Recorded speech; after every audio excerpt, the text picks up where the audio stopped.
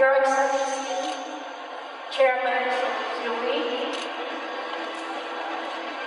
and the wife, His Excellency, General Luis Dagoy, Your Excellency Prince Michael Arce, Princess Lina, and His Excellency, President Charlie Chin, Princess Tato Mario, ladies and gentlemen, good evening. I am very, very happy today in witnessing Long Beach saving our poor people in the Philippines. I am now in alliance with Long Beach.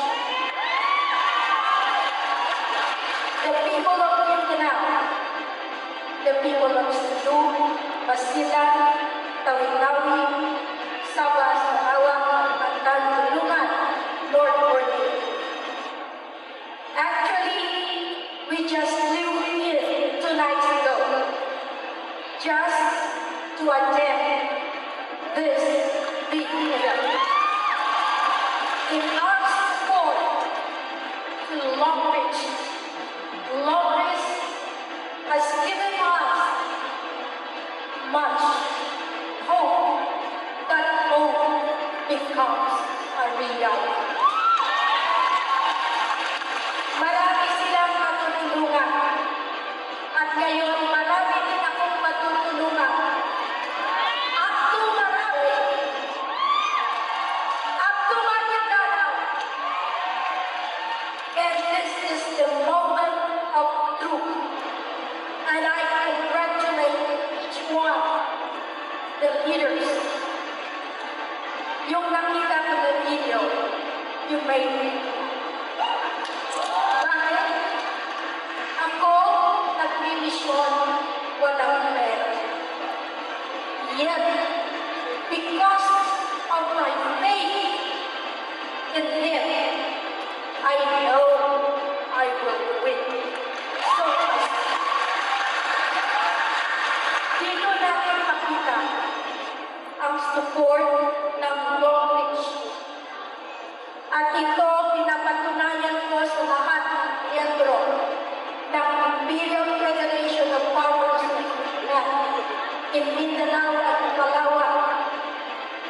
Together with the Economic Trade, the Royal House Trading, we are pursuing to receive formulas for the poor through the right business process as being given by God.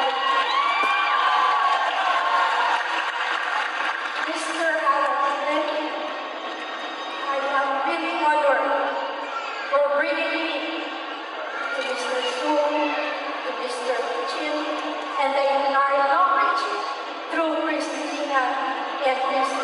Prince, Bishop Cars. Thank you. And that's all. As I said, it is always the message of humility, love for the poor, that we could save the poor, lalo na sa Mindanao, lalo na sa Sulu. Lahat kayong naghihirap, pasalamat tayo through the sharing of all those leaders that benefited this very good program.